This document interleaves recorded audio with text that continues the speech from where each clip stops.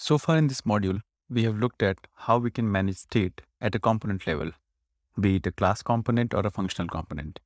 Then we also looked at how React's context API helps avoid prop drilling, and it can allow us to access a particular context in the nth level children. Next, let's look at state management at an application level.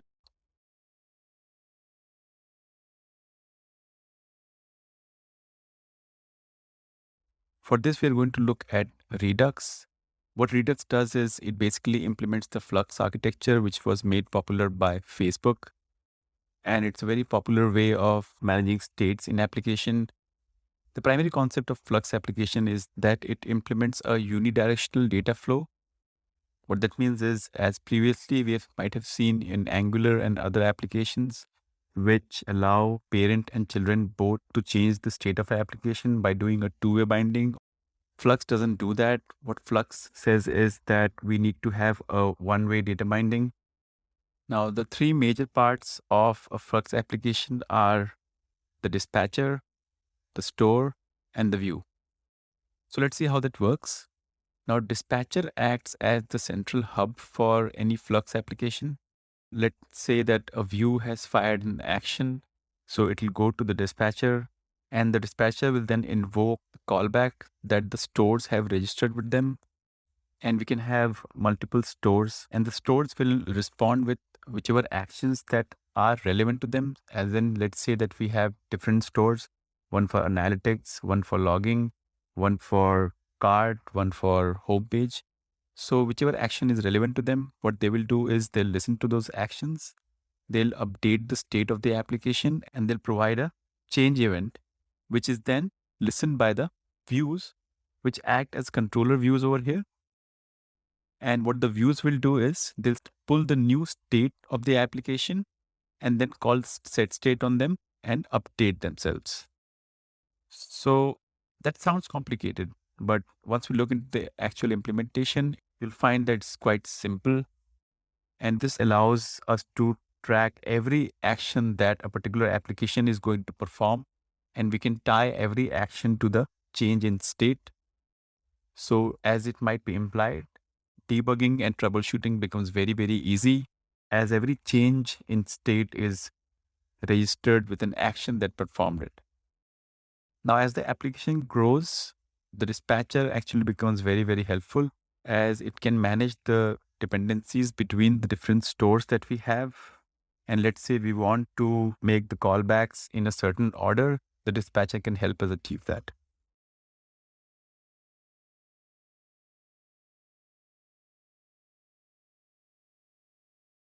So what Redux does is it basically implements the Flux architecture. It was built by Dan Abramov and Andrew Clark, and it's almost a de facto choice for state management in React applications. So what it does is it stores the app state as a POJO, that is a plain old JavaScript object. So if we go to any application that implements Redux, we can read the entire state as a simple JSON object. And this can be an example of that. We have a state and we have these different stores, a user store and an app store, and they have their own data attached to it. Another important thing is that the state is read-only, and whenever an update is done to it, it can be only done through a particular action. Now, what are actions? Actions basically have a type. So what they will be is a type, an update filter or an add to cart, and they have a data attached to it. How this helps is whenever the store changes or updates, we have a particular action tied to it, and we know what particular action was performed either by user or by the application, and what was the data passed to it, and how that led to the new state of the application. So reducers are what help tie the states and action together. Speaking in simple terms, it's just a function that takes the state and the action and returns the new state. But we can do all sorts of logic in between. Like, let's say it's something as simple as add to cart. What we can do is we can take the previous state and then add the new item that has been added to the cart and return the new state. Or it can be more complex. Like, let's say we do a toggle filter and we want to execute some business logic based on that. So we can do that. So that's mostly it. these are the terms that we're going to interact when we talk about state management using Redux. Just a simple thing to remember that it's a unidirectional data flow, and everything that we do in the application, we do it through a certain action. So a view fires an action, it calls a dispatcher, and then the dispatcher calls the relevant stores. It has relevant stores registered with it, and they can listen to all those actions and then update the state. And the store, after updating the state, gives a change event, which is listened to by the views. So let's see that in action. We'll be using the React Native debugger to view the console log. What this helps us do is it helps us visualize how the store of the application changes. So if you see for this particular state, we only have the app splash screen launched. And this is the initial state of the application. We have an app store and it has is loading false. And as soon as an action of type splash launched was dispatched, the state was updated from is loading true to is loading false. So let's go ahead and see that. So first, let's look at how we register the store. We already have that built into this boilerplate code. We added React Redux and Redux Thunk for that. So we'll be using Thunks for side effect handling. So what that means is that they're going to act as our registration for dispatchers. Next, we go to the application store. So we go to shared Redux and we go to store, and that's how we register it. We import create store from Redux, and we just say that store equals create store, and we pass the reducers to it, which we will be defining for this particular application. So right now we only have a single reducer, that is app, and it has only one type of action, that is splash launched, and we pass the reducers and then we apply the different middlewares to it. So good examples of a middleware can be loggers, analytics, which can all listen to these different actions that are performed by the application and do something based on that. Like let's say that we want to track how many times the splash screen was shown or add to cart was clicked. They can listen to the actions for that and then fire their own pixels for analytics. And for logger, we can have actions for errors and network failures, and they can log those errors. We are using Redux Logger so that we can get this kind of a view while in development mode. So we wrap the Redux Logger inside this dev block. And after all the middlewares, right now we have only added Thunk middleware, but let's say that we wanted to add more of them. We should add all of that. And the Logger middleware should be the last one to be added. Otherwise, it may not be able to show the differential between the initial state and the final state correctly. Once we have our store set up, we can create our Thunks. So right now we have only one Thunk declared, that is for the splash screen that we saw. And what it basically does is it just dispatches the splash launched type of action. So if you look at this, this is action types dot splash launched.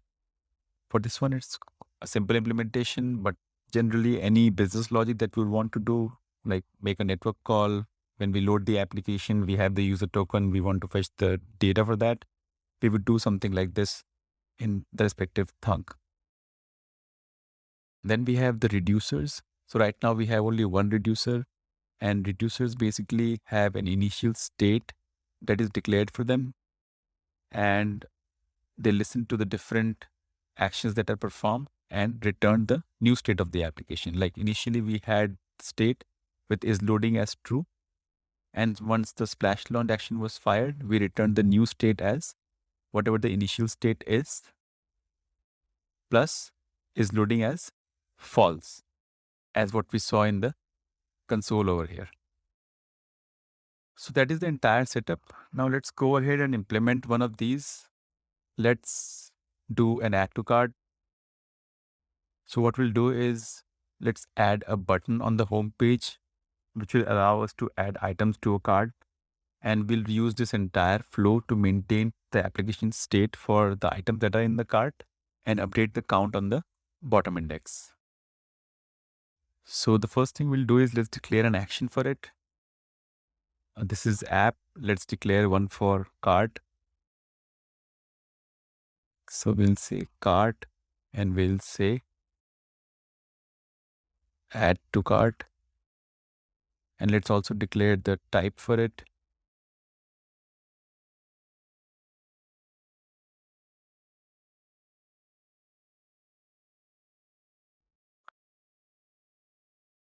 It's advisable to use variable names rather than string constants across the application. So this file basically helps us do that.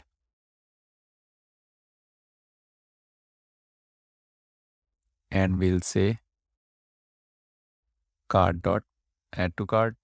So we have our action defined. Now next, let's create a thunk for that. So we'll have a cart thunk and we will say add items to cart and we'll add it from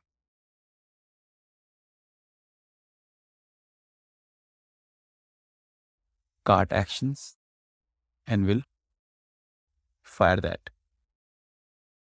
Okay, so we also need to pass what we want to add to cart. So let's also go ahead and do that. We'll have some kind of a data and let's declare that as any for now. And we'll also say that this is the data that we need to add to cart, or we can say item as data. Now we need to pass that particular item. We'll say item any and we'll pass that.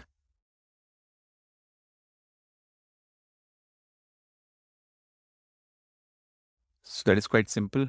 We have registered a middleware and all we need to do is we need to now call it from the UI. But before we do that, let's also declare the reducer for that. That will basically help us tie the action and the thunk to update the state. We'll go to reducers and let's create a new one. We'll say cart and we'll have an initial state of cart as an empty array and we'll listen to the action type from cart. And what we'll basically do is return the initial state plus we will say cart as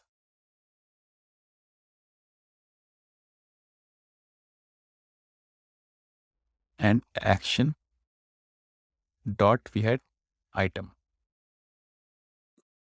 So that should update the cart. So let's save it and we need to add it to the combined reducers.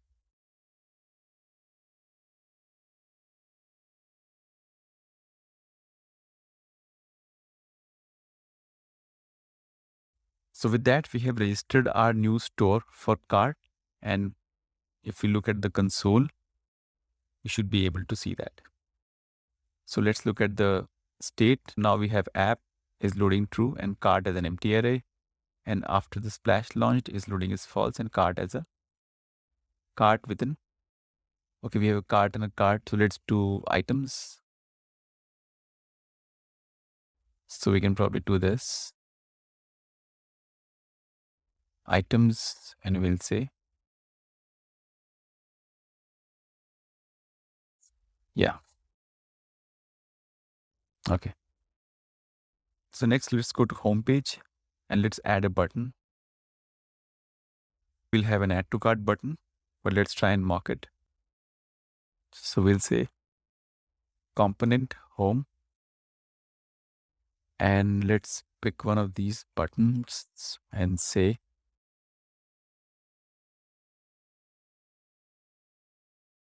that we want to add to cart.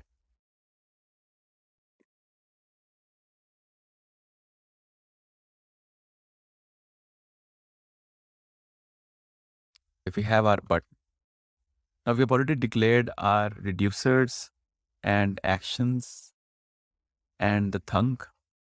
Next, what we need to do is we need to call the thunk from our views. So we need to dispatch an action creator, which is basically a thunk from our view. We'll dispatch this cart's add item to cart from our view. For that, we need to register this with our home component. So let's go and do that.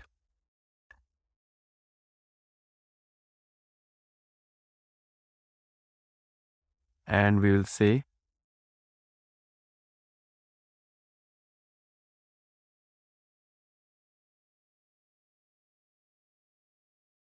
let's do that any for now. And we'll dispatch. So this function automatically gets a dispatch as a param. And it is of the type thunk dispatch.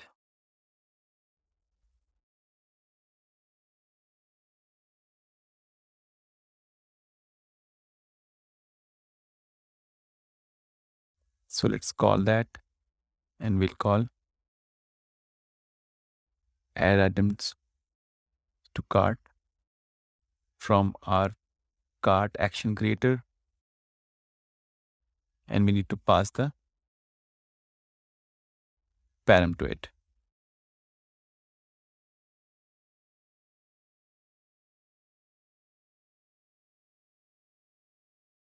Okay, let's save that. And now we should have this particular method available as props to our component. Let's go to home page and let's declare that as props. We'll say add items to cart, and it is of type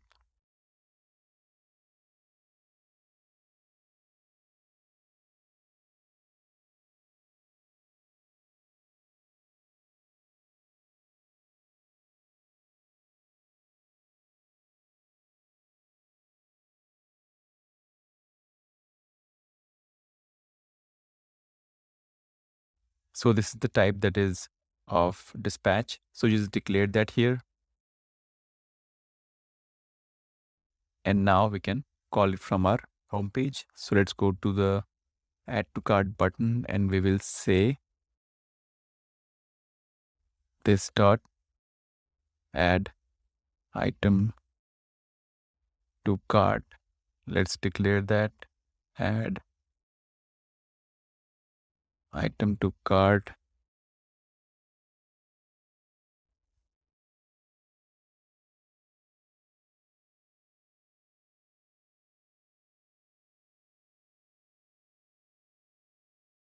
And let's just call that, and it requires the data. Let's put anything for now. So we'll say SKU,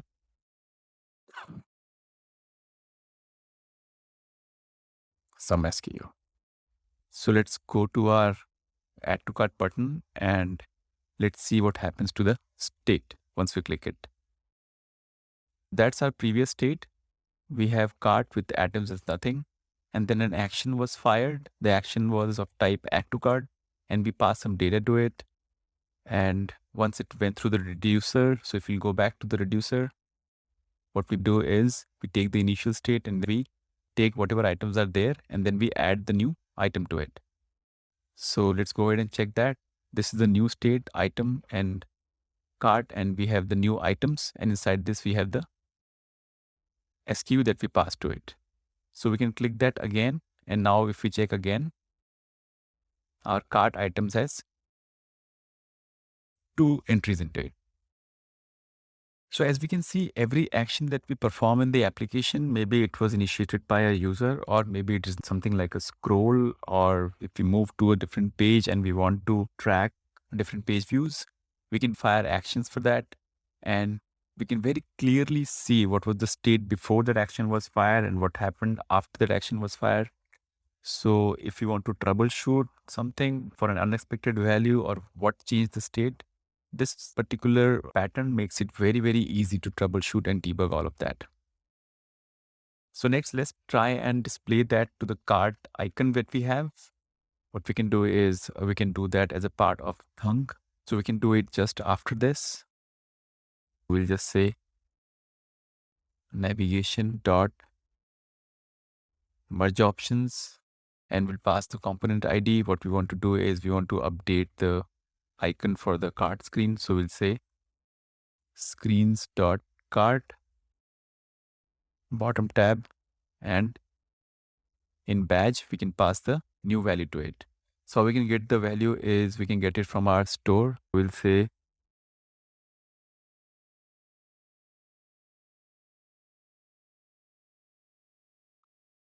cons store equals store.getState dot cart,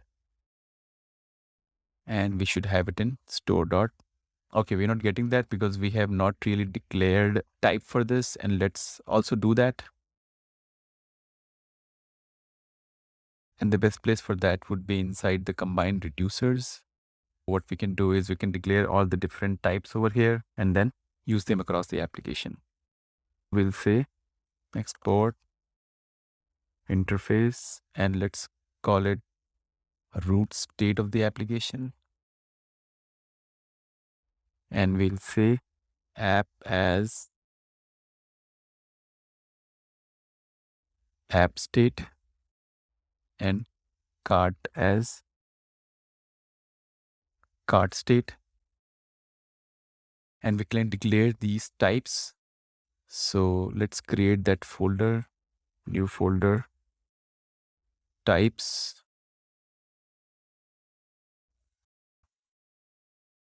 stores, and let's declare app.ts, and we'll say export interface app state. And currently we only have is loading, which is of type boolean. So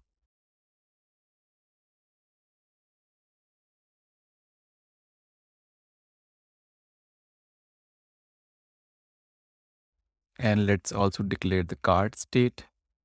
And in cart state, what we would have is items as an array for now.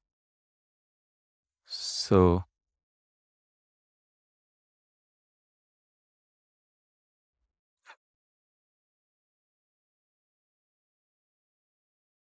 cart state items, and we'll have array of item. Let's also declare the item. And for now, let's have SKU as string. So that should sort us. Also, let's change the name for app state. It seems to be clashing with one from React Native. So we'll say application state, just to make it different. And we'll say application state, and similarly we'll also import the cart state. So let's also pass that to combined reducers, root state. And we also need to pass the type of actions that we can perform. So let's also declare that. So we'll say type new file I action, and let's just declare a generic action what it can have. We'll say export interface I action of type T, and we'll say that we'll have a type string and data of type T. And data is not compulsory. And I think that should be enough for now.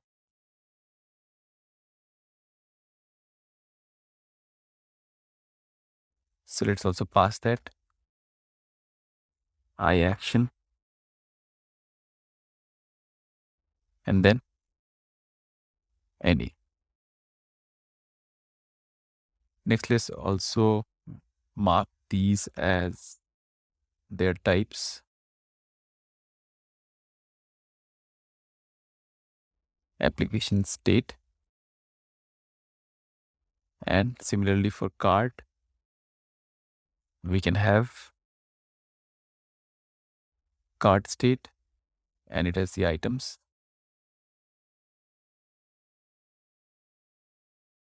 Okay, now we should be good to import the items from this cart, and we should get that over here. Now if we do store dot items, we get that. So let's pass that over here. So we'll say store dot items dot length, and badge requires a string. We'll do this and let's save it. And now let's check that on the UI. Initially we don't have anything. Then we do an add to cart and we get 1. We do another add to cart and we get 2. So that's how we'll maintain the application state. Let's go back and have an overview. What we did was we had a view that was our homepage, and we fired an action from the view. So let's go to the homepage, and we went there and we said that we want to dispatch this particular action that is called add item to cart. We went there and we dispatched this. And inside this, we dispatched the action add to cart with the data that we got. And that action and this action creator was stitched together by the reducer. And what the reducer did was it was basically listening for the add to cart action, and it concatenated the new item to the existing items in the cart. So that's where it updated the store and returned it. And once that was done, it fired an event which was listened by the UI. In this case, we did not really display it to the UI, but we can also do that. What we did was in the action creator, we updated the item count in the cart icon. But let's say that we want to display that to the UI and update it. And how we do that is we go to the home component, and then in index, we have this method that is called map state to props. What this does is it allows us to map the application state and pass it as a prop to the component. So let's do that. We want the application's cart store in the UI. Let's pass that. So we'll say cart, and we'll say state dot cart, and it gets state as its parameter, and this will be of the type root state. So now we have cart as a prop on the UI, and if you want to display it somewhere, we can do that. So let's display it just beside this, and we will say cart, and we need to declare this as props. So what we can also do is we can actually take these props and declare them in the index file, because that's where they are actually required.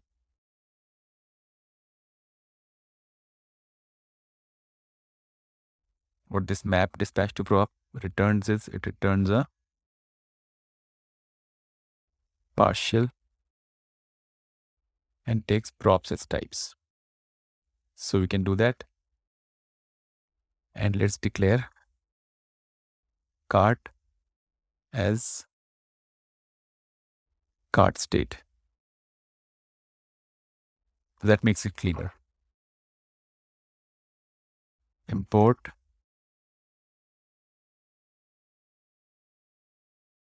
props from